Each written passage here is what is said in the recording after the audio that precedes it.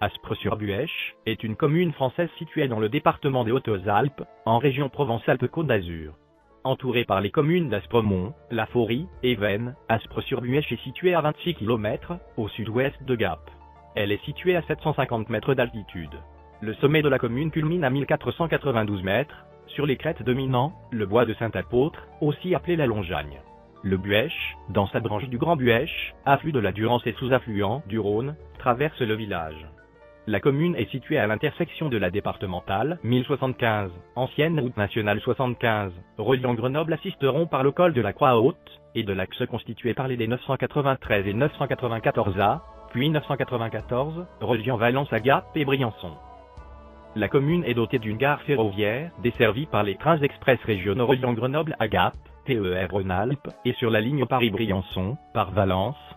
La commune est arrosée par le Buëch, ainsi que par le canal des Patègues. Elle fait intégralement partie du bassin versant du Rhône. Le nom de la localité est attesté sous la forme de Aspéris, en 1171. Cette commune s'appelait autrefois Aspres-les-Veynes. Elle se nomme désormais Aspres-sur-Buëch.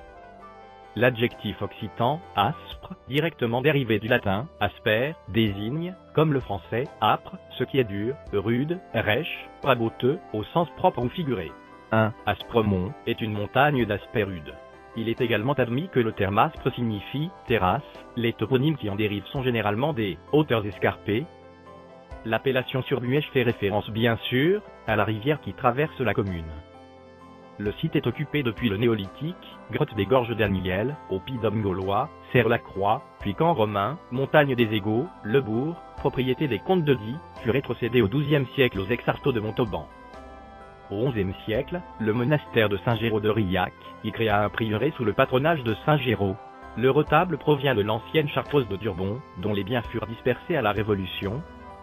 En 1939-1940, des républicains fuyant la guerre d'Espagne ont été regroupés sous surveillance à Pont-la-Dame, qui est depuis un centre de formation de jeunes délinquants, à la conduite de véhicules de travaux. Pendant la Seconde Guerre mondiale, le régime de Vichy y installa un centre de rassemblement. Un complément informatif, des réfugiés espagnols furent internés, ils ne pouvaient sortir jusqu'en juin 1942. Pour préparer le débarquement de Provence, 2 équipes Jedburgh sont parachutées les 8 et 9 août afin d'agir sur les arrières allemandes, et notamment sur les voies de communication. Disposant d'environ 3000 FFI, elles prennent le contrôle de la RN 96 qui permet de remonter la vallée de la Durance de Manosque à Veynes. Au cours des opérations suivant le débarquement, les forces alliées franchissent très tôt les premières défenses allemandes et se lancent dans de rapides offensives de débordement afin de couper les voies de retraite à la Wehrmacht.